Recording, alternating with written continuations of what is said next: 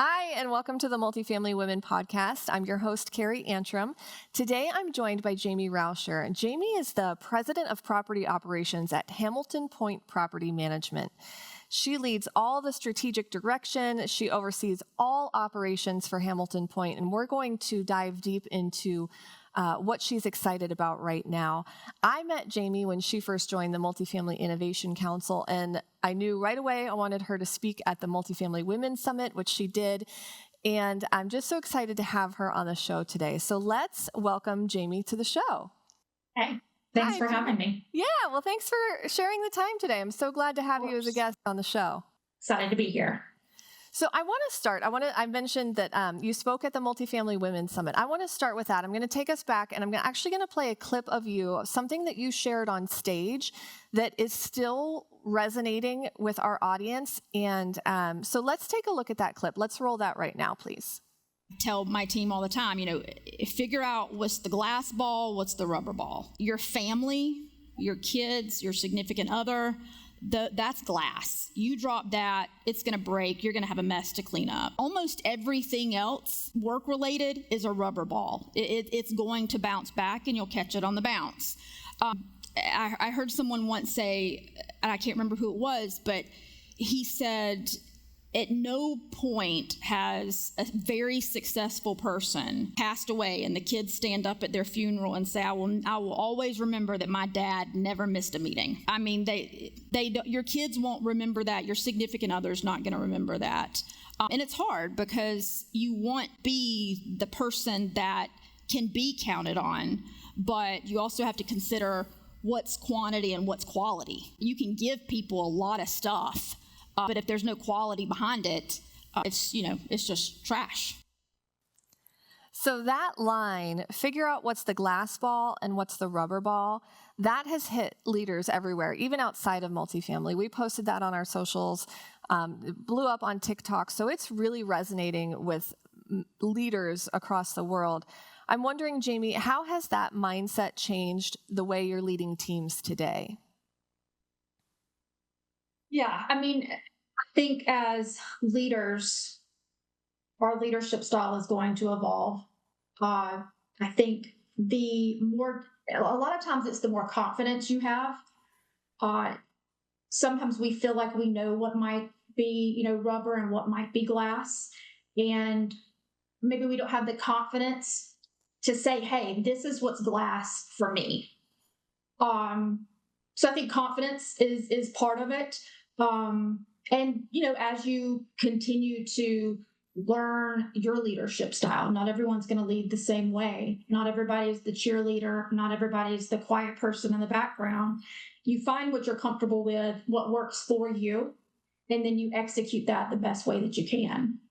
But I think for me personally, it was just building the confidence to be able to take the stand, to say, here's what's rubber, here's what I'll allow, to drop, and here's what absolutely can't. And I mentioned, in your intro, I'm sure wear a lot of hats in your role.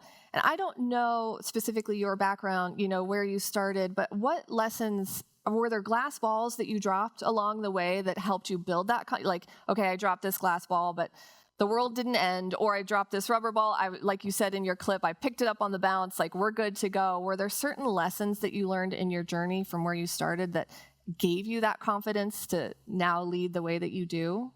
Oh yeah. I think if you're thinking that whether you're a new leader or not, you're not always going to know what's glass and what's rubber. No one is going to know from day one, okay, here's my deal breakers. You won't find those out until you break it. And if it shatters, that's when you'll know, wow, I thought that was something I was willing to let go of, but now it's shattered and I've got to clean it up. Whether that's, not everybody's going to have the same glass ball. Not everyone is going to look at, certain things in their life the same way. You may not think that your health was that important. You're so busy taking care of everyone else, whether you're a parent or whether you're caring for a parent. With children, you don't always think of your health as something that's glass until you have a health issue, and then you realize that's important to me. For some people, it's faith. You may not think that your faith is important as it is until you come to a point where you need it. So sometimes it changes, but I think a lot of times people figure it out just when something breaks, unfortunately. And that's when you know, and that's when you need to really take that seriously. You don't let it break twice. Yeah, that's really important. I think that it's hard as leaders too. We're making decisions all day long, and to have to try to sit and figure out, okay, where's the glass, where's the rubber in this situation? I wonder how you balance that with we also just got to get stuff done. I can't sit here and ponder everything all day long. Like if this goes bad, like you said, and then you just have to move forward, and sometimes it's going to break, and sometimes it's going to bounce, and sometimes it's going to go great, and you don't have to worry about it. But I like what you said there, that, yeah, there are times, especially with our health and our well-being, I think that we're always on the go, so busy, taking care of others, family, employees, all that stuff. You don't even know until something smacks you right in the face, right? And you're like, Right. oh, maybe I shouldn't have dropped that one. Yeah, shouldn't have dropped that one. Hindsight is always 20/20. It's weird how that works. It's beautiful. Do you see your team trying to figure out their own version of what's glass and rubber? Like, how do you guide them through that? Are you helping lead the way? Oh, sure. Yeah, no, that's hugely important. With my particular team, each one of us are remote. None of us work in the same office together. We're in, I think, 7 or 8 states. So when we see each other, more often than not, it's via Zoom or some kind of FaceTime. I do see that with them because if you're working remote, I think you have to be very careful about how you prioritize your day, whether you're working at home or you're working at various sites. If you're a regional manager, for example, it's very hard to stay disciplined in your workday. Stopping to eat, stopping to walk away from something. I think when you're in an office and it's structured, you start seeing people around you get up to go eat lunch, like, oh, I should go eat lunch. People start turning their light off at the end of the day to go home. That's your trigger to go home. When you're remote, you don't have any of those triggers. So it then becomes your responsibility to say, okay, I know what my body needs, and I've got to make sure that I take care of it. With my team, it's, please don't let your vacation roll over to the next year. I hate when that happens. And it does happen, but you should use your vacation time. Use the sick time if you need it. Take a half a day off. If your kid's got something going on at school, or you need to help your parents with something, do it. You won't get that second chance. We can reschedule a meeting very easily. It's not, it's not a crucial thing, but, and that's when it goes back to, what do you hold as glass? What's glass to you? And prioritize it. Because I feel like if you don't prioritize it, after a while, that will start to wear on you. Even though it's a decision that you made yourself not to take care of that glass thing, you still know you're not taking care of it. And I think that can affect us as leaders, where either you're becoming resentful, you're tired. I feel like it kind of wears you down a little bit. You're not making good choices. So yeah, I encourage that. I see them doing those things, mainly because they know it's completely expected of them. That's an amazing, very enlightened leadership style. I feel like for me specifically, I was raised in such a way that it's like, you do everything you have to do, nose to the grindstone, like boots on the ground. You're working sun up to sundown, whatever's necessary to get the job done. And the thought of taking a sick day or a vacation can be scary, especially for up and coming leaders who want to prove themselves, like, yes, I got this, I can do this, I'm committed, I'm loyal.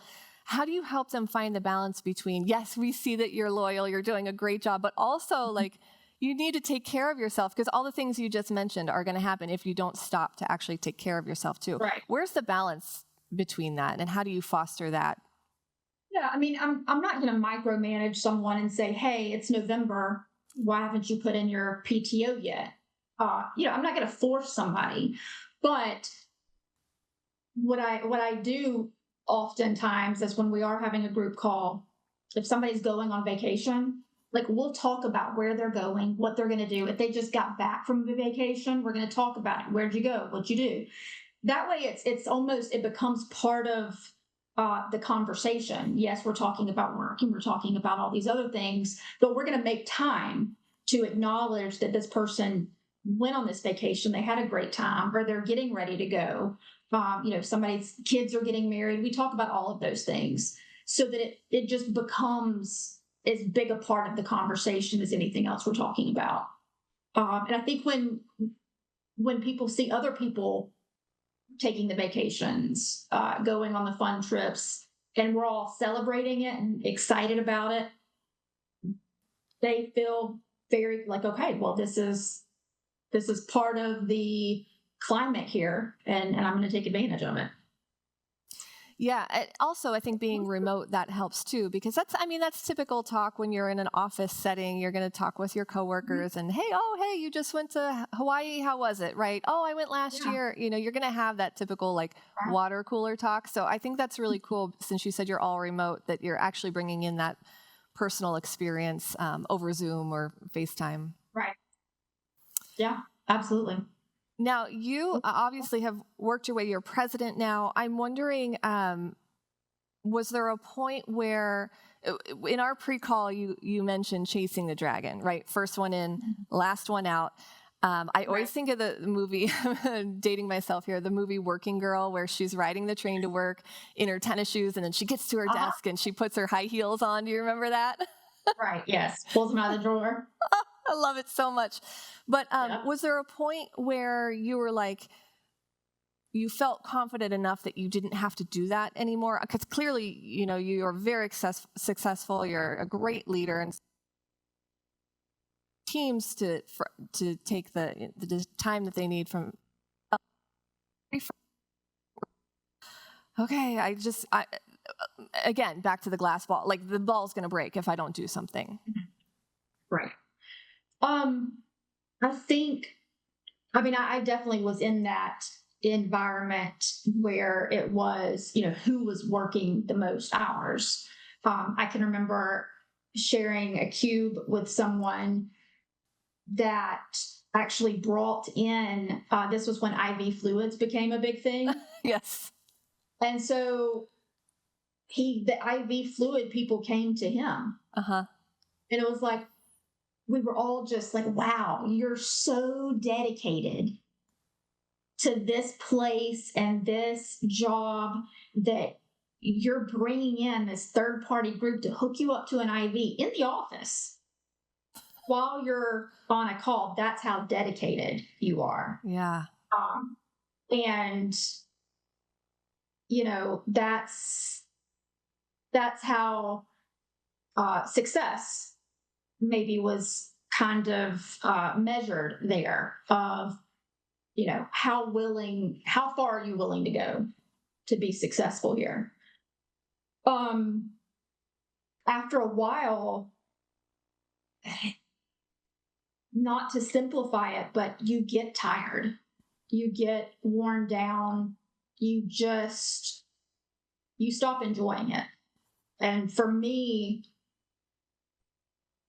it was always like this Sunday afternoon anxiety. Oh, yes. If The Sunday Scaries. Worked in an environment where you were so unhappy, even if you like the people, but you were so unhappy that Sundays, and I swear it's like 1 or 1:30 in the afternoon. Yep. It's something about after lunch, the weekend's coming down and we're about to have to start this all over again. And I did that for 3 years. just Sunday afternoon, just being such high anxiety, Yeah. knowing another work week. And when I walked away from that, I was amazed. Number one, at just the difference in just my own well-being, but absolutely like blown away that I allowed myself to do that for 3 years. Yeah. I don't know why. Mm. Still, I'm not sure exactly why, except that it just felt like the thing to do, chasing the dragon, chasing, that next success. So I tell people, if you're ever in a position, whether it's work or whatever, where it starts to impact you to that level, where you're spending time being anxious about it, you have to cut that out. You got to change it. You got to leave. You got to do something. It's not worth it. Yeah, that is a great analogy. I hear about the Sunday Scaries all the time. I've experienced it. I had a job once many lifetimes ago where the Sunday Scaries would start on Saturday, and I would be thinking, okay, it's Saturday. I got to make the most of today because tomorrow's Sunday, which basically means the weekend's over because then Monday comes, right? Like I was really in it bad. So I totally relate to that. It's rough. It is rough. You get chills kind of when you relive it. You're like, ugh. Yeah. How did I live that way? Oh, it's so hard. Yeah. But so on the flip side of that, of working too much, how do you manage maybe like coasting or someone who could be taking advantage of the thought that, oh, I'm supposed to use my PTO, I'm supposed to do all these things, I'm just going to kind of do all that and I'm going to coast along? Yeah, I mean it's easy for some people, I think, to kind of fall into that habit of, things are so relaxed. We do have so much autonomy here. I find that people that have that mindset don't want to be in that environment for very long. They, again, my experience, they seem to coast for a while, and then after a while, it's like the coasting just doesn't lead to anything. So I find that people are more likely just, maybe it's the quiet quit. People just don't coast for very long, in my experience. They will coast for a while until they realize, like, okay, this is just not for me. And then, they leave and go somewhere else. Or maybe it's just a different role that they needed to be in. But I think that's visible pretty quickly. And when it is, you've got to acknowledge it. You can't just kind of go, oh, they're just doing the minimum to get by and we'll deal with that later. You do have to address it pretty quickly. And that's tough. I think in leadership, some of the hardest things are when you have to have the tough conversations. Yeah, the hope is that they'll just kind of self-select out, right? Because it's not fulfilling to not be successful, in anything you do, right? And I agree with you. I think that's hard to maintain, even though it's like, oh, I got a cushy job. I work from home. I'm in my jammies, whatever the story is, right? Yeah. That's only fun for so long until you're like, what am I actually contributing? Or this is not fulfilling for me. So yeah, I agree. When it doesn't happen, then the tough conversations have to happen. That is really hard. That's not the most fun part of leadership. For sure. Yeah. How do you personally measure success for you, for your team, when it's not about, the amount of hours worked and who's in first and last and all that? How are you measuring success? I think that you can best measure success in your team by how freely and openly they give you feedback. I think that if employees feel good about where they are, they feel good about what they're contributing, there's a certain level of confidence that comes from that. And with that confidence, you will find people that are very quick to come up and say, hey, I noticed something. I'd like to make a change on this. Or I noticed this could potentially be a problem. I think when you see that real proactive feedback, and not just proactive, positive, but real looking ahead, problem solving, that high level of autonomy, to me, that's when you know people are happy, they feel good about it, they feel confident enough to say something. And they feel confident knowing that someone's going to listen and probably take action on it. I think that's, to me, one of the clearest ways to measure it. It's a great feeling as a leader when someone comes to you with something like you just mentioned, either positive or negative. But to me, it signals like they care. They have the forethought to, oh, this could be a problem, or here's an opportunity we're missing, or something. That feels so great as a leader, because you know that they care enough about the company, about their success, to come to you and say, this is what I'm seeing. I just wanted to share this with you. I love that. I think that's a great indicator that they're it's not always about turnover, how long people stay with you. That certainly can be an indicator, but I think when you have teams that will openly contribute proactively, that's when you know you're heading in the right direction. Yeah. How do you teach that? How do you teach someone that it's okay to make a decision, or even if it's the wrong one, you've got their back, like you're in it for them?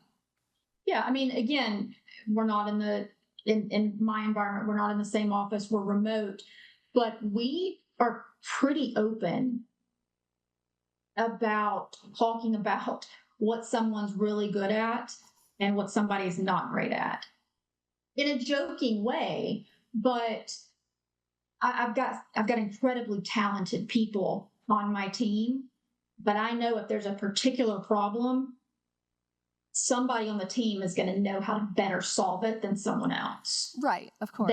Everyone's very good at certain things. And it's funny, sometimes somebody will do something, it was like, I cannot believe you did that. And they're like, I have no idea why I did that. And so we'll all talk about it. Like, if this ever comes up again, y'all don't let him do it, because you know what happened. So it becomes a very open thing where everybody knows that they're very good at something, and everybody knows that there's something that maybe they need to work on. And it's an open dialogue. It can catch people off guard sometimes, where they're like, did you just say that about him? Like, he knows, or she knows that is not, if you've got to, handle an upset investor, don't let her talk to him. It just it's an open dialogue. Yeah. And I think that also contributes to the confidence, where you're acknowledging, hey, you do not have to be good at all the things, but you do need to be really good at a couple of things. Right. We hired you. You're part of the team for a reason. There are things you are excellent at, but like your IV drip guy, like, you don't have to be excellent at every single thing. Something we always ask people too, new hires or in interviews, like, what do you not like doing? Like, what are the things that if it's on your task list, you're going to put to the bottom because you're like, I don't want to do this. This is not in my wheelhouse or my unique ability or whatever. Like, I think that's important to know too. Yeah. When I was a property manager, the thing that I disliked the most was showing apartments. Mm-hmm. That's a huge part. That's kind of important. Success. And I can remember, like, it would be like 5:45, and this was, office was closing at 6, and I'd be like, I cannot wait to lock that door. Please, I'm here by myself. Please don't let somebody come in. I just disliked that so much.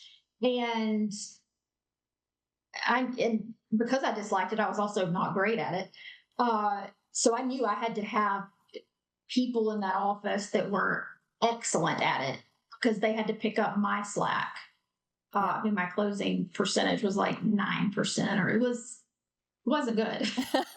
But look at you now. Look where you are now. You made it through. But you have to surround yourself with people that are better at what you are not good at. Otherwise, you'll never make it.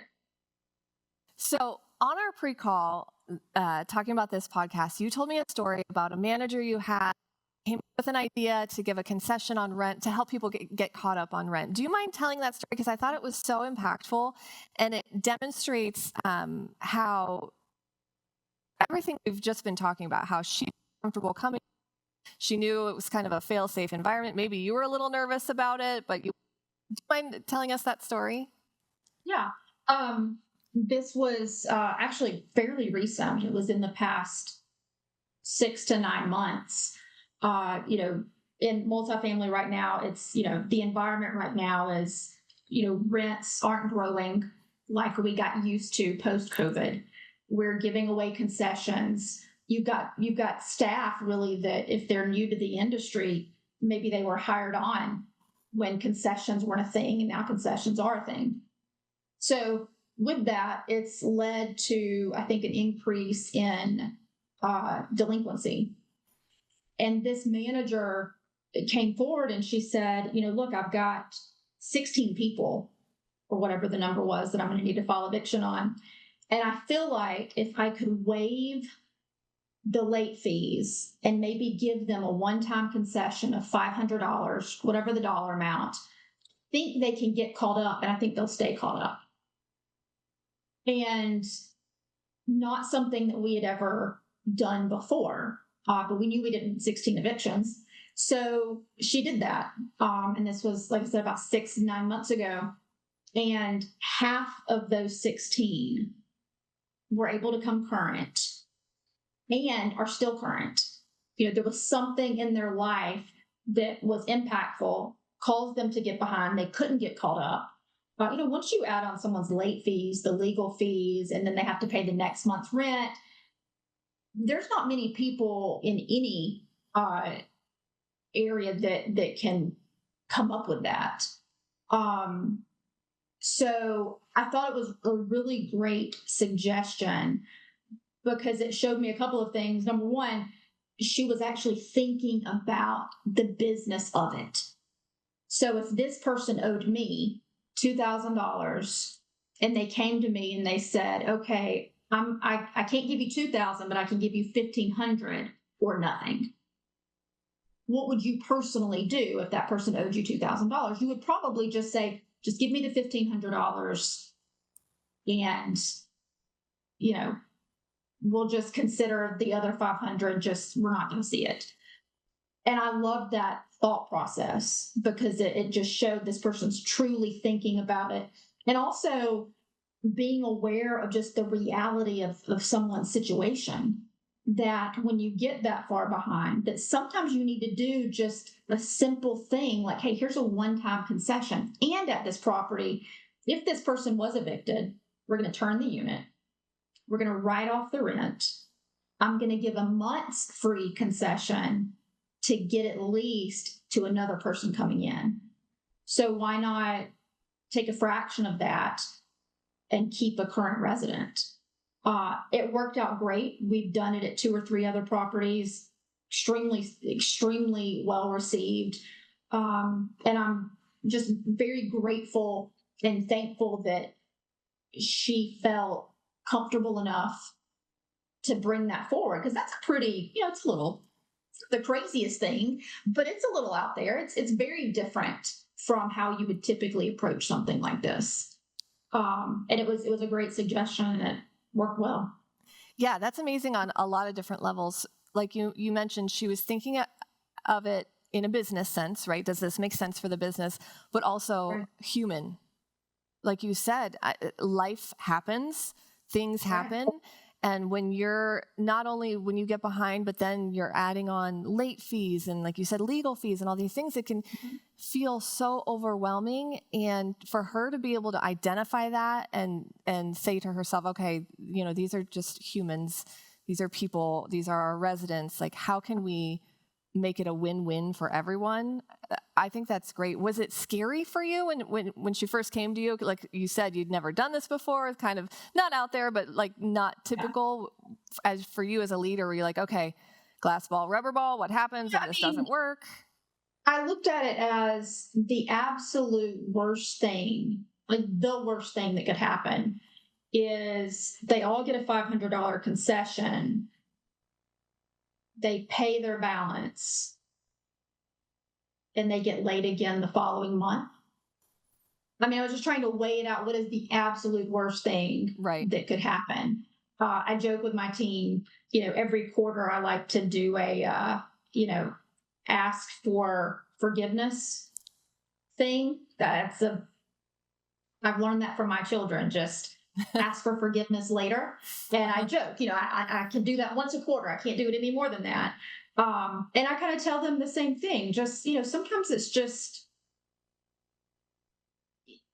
have the confidence and the mindset. We overcomplicate so many things in multifamily. The software is complicated. The leases are complicated. The processes are complicated. We're going back to handwritten guest cards with a copy of the thank you card stapled to it. I haven't done that since 2006. But I really believe that if a prospect gets a handwritten note in the mail, it will be the only handwritten note they get from any tour that they did. And so we're kind of going backwards a little bit. We still rely heavily on technology, but that was another suggestion that was made. Just a very simplified approach to something. When you provide housing to people, that is one of the most personal things you can provide. It's where they sleep. It's where they raise their family. It's a very personal thing. And if you lose that personal mindset of these are people, you can get in a little bit of trouble, I think. Yeah, absolutely. And you're managing, right? You've got Class A, you've got student, manufactured, right? What else? You got a lot housing, going on. Right. Yeah, we cover manufactured housing, student housing, and then all the way up to luxury garden style. That's a lot going on. It is. It's a lot. I will tell you the similarities between those things from a human level. It's there's really no difference. Really? You have the expectations are the same. I'm paying rent for an apartment. These amenities are included. I expect them to be available to me. I expect them to be working. We will have as many job losses in a Class A luxury as we might in manufactured housing. It's all the same mindset, different level, obviously, but it's all the people are all impacted by the same thing. And anything that's going to impact somebody in a luxury mid-rise is going to in some way impact someone else. It's all, I think when you look at it and you start thinking, okay, well, that's an A+ deal. We're going to run it a little bit different. There's basics that have to be applied. And remembering that human touch, you're still providing a roof over someone's head. Your office, you work where they live. And if you can remember that, I think people find more enjoyment in the job when you start to appreciate that. Yeah, for sure. Absolutely. What's the most challenging part across those different assets? I would say that in manufactured housing, that's typically real estate that's more susceptible to the things that happen economically. A lot of times they're in seasonal employment, hourly jobs. Those hours can fluctuate bi-weekly. And that's when we will work with people like maybe the one-time concession to allow them to get caught up. On the luxury side, I think you you see more challenges around job relocations, more so than job loss. That makes sense. I think you also see, we see a lot of family dynamic changes a lot of times that will impact that we maybe don't see on the manufactured housing side. On manufactured housing, the average tenant time frame is usually 7 to 10 years. Wow. So very low turnover, but high expectations of community. So you've got to keep the community environment. It's very important there. They know when they move in, they're not leaving for 7 to 10 years. On the luxury side, it's an expectation of lifestyle. If they're going to be renting, they're going to be renting now 1 to 3 years. They're more conscientious about what their monthly payment is, what's included, what amenities are offered. They look at it as a lifestyle and a convenience, kind of meeting a short-term need that they have. That's really interesting. I didn't know that about the manufactured housing, the longevity.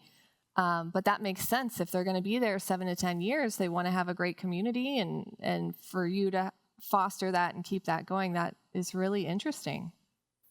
Right. Yeah, because they're looking at it as their neighbor is going to be their neighbor, through maybe a time period where their kids are in elementary school together. So you have to acknowledge that you've got to foster it, because that's an expectation, and it's a realistic expectation. Yeah. So you have said that people don't want to be. Well, they want to feel appreciated, of course, but they also want to be trusted, and they want to know that they can trust you. And this is not just for your employees or your associates, but also I think your residents. They can trust that, like you said, the amenities are going to work, or that the community building is there. What do you do internally to foster that trust across the board? I think with residents, you have to communicate. And I know people always say that, you've got to communicate. You have to communicate the bad in the same manner and the same sense of urgency that you would the good. Whenever we have something great going on a property, we're very quick to send something out to the residents. Oh, guys, great news, XYZ. And it's exciting. And then we'll send email blast follow-up from it. And so they see that, and it's great. We like to communicate the great. But then when you have something unfortunate that happens on a property, we try to think of a way of okay, do we really need to send something out about this? Right. What if we don't send something? Let's wait a couple of days, see if the dust settles. If the dust doesn't settle, then we'll send something just to meet, whatever minimum expectations. And I fall into that all the time. And more often than not, if we would just proactively send something out, hey, it happened, here's what we're doing about it, here's what you can do about it, and then a follow-up, hey guys, just following up from the notice we sent last week, here's where we are, here's some reminders. Most people understand. They know where they live. They know the environment they're living in. They know the neighborhood. They know it's an apartment. People, I feel like, for the most part, have a very, sensible expectation. And I think when we treat them like they don't, that's when you start to kind of start having some issues. From an employee standpoint, it's similar. It's communicating the bad as often and as frequently as you would communicate the good. It helps people have realistic expectations of you as a leader and themselves. And then it makes them comfortable to say, okay, we're communicating the good and the bad frequently, so I can, it's acceptable for me to do the same thing. Yeah, I think about that in terms of kids as well. You have to, I think it's, for me personally, I fall into the trap of communicating, oh, this grade isn't where it should be. You didn't do your assignments, whatever the thing is. Now there's so much, actually feel bad for, for my children. I don't know if all school districts are this way, but I see up to the moment grades. Anytime I log in, I can see exactly what's missing. Like when I was growing up, my mom saw the report card at the end of the quarter and was like, okay, Maybe. here's your signature, right? But I can see it Right. go from a B to a D to an A, all in real time. And so I get sucked into that trap where it's like, oh, you got to do this, do this, do this. And then I have to remember, like, I have to communicate the good as well. And that's the same with our employees too. Like we didn't hit this goal or whatever, but also remembering to communicate the good. And I think I don't know where I'm going with that, but I mean, I think you made a great point with the residents, because sometimes it can be like, do we really need to tell them, that the pool's going to be closed for 2 weeks? Yeah, we do. And how do you do that and balance it, good and bad, to get the point across, Yeah. When people see something that they know this is not right, and you don't communicate about it, they will look at it as either we're looking at it as this is totally acceptable. Mm-hmm. The pool's down. We haven't really communicated about it, which means we think it's okay. Right. And then residents will lose their mind. Yeah. Rightfully so, because how can you think this is okay? Speaking about kids, that is having that immediate visibility into grades, performance, behavior is so dangerous, because I do the same thing. I'm like, why is this a 0? Have you turned this in? And my daughter was like the epitome of, turn it in, she hasn't graded it yet. Oh, I love that. I hear it every day. Like, what does your teacher do? How do you have? And she graduated and she's in college, and apparently the teacher hadn't graded it yet. But now I look at it, and my son, I'm just, I tried to not pay attention to it, because at some point he's going to have to know whether or not he turned something in. And it can't be mom writing him the very few hours that you have with them at the end of the day before it's time to take a shower, eat, brush your teeth, get in bed. I don't want to ride you on all of that stuff. Yep. And yeah, and then you fall in trap of, okay, now it's instant gratification. Yep. I always know how my child is doing. Yeah. And that, I think, is also dangerous, because then we start making assumptions. Mm-hmm. Well, I'm looking at your grades and I'm assuming you're doing poorly, and so now I'm going to act accordingly. Right. When in reality, if I would have taken the step back and said, okay, hey, tell me what's going on in math, my assumption could be way off. Yeah. The access that we have to information it's great, but it's not an ideal way to raise children. Yeah, it's tough. I'm very much in that era of, like, I'm just not even going to check it. I don't even open it. My husband always said, are capable of doing all these things. Same with employees or team members. Like, I'm always trying to hold them. Then it's like, disconnect happen. What's going on? But I'm going to lead with, you are capable of doing this. You are a high achiever. You're going to do great, whatever you set your mind to. Same in the workplace. Like, I think it's that, just flipping the mindset. Because like you said, Right. Okay, so we're coming up to the end of our time. Are there any final thoughts you want to leave with our audience, with our listeners today?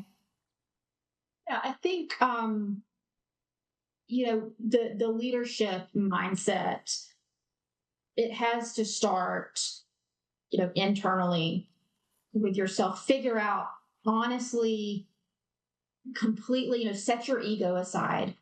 Because leaders, you're going to have an ego. You're a decision maker. You're calling the shots. People come to you for advice. It's easy to kind of let the ego run some of that. And when you do that, it's hard to really be honest about what's glass, what's rubber. Because, as a leader, you want to think everything's glass. Well, if I drop anything at all, it's going to shatter and I'm going to have to clean it up because nobody's going to be there to catch it. And, just not to say like, it can all go, but just, being confident enough and comfortable enough to just know there are things that I am not good at, that I've got these people over here that are good at it, and let them take it. You will enjoy your job, your life, so much more. I love that. I love that you openly talk about what everybody's good at, maybe not so good at, and not the strength. I think that is so important and makes for such a great HR has not culture. gotten involved yet, so we're keeping it at a good level. Nobody's complained yet. Well, there you go. There you go. I love that. Exactly. That's great. Thank you so much, Jaime, for sharing that. I have been in the industry for a long time. You have a lot of wisdom. We might have to do this again, I think, because honestly, I did. So maybe we'll have to do Yes. another one at some point. Yes. Might be a second run. Yeah, I love it. Well, thank you so much. All right. Well, that wraps another episode of the Multifamily Women podcast. Thank you so much for joining us today.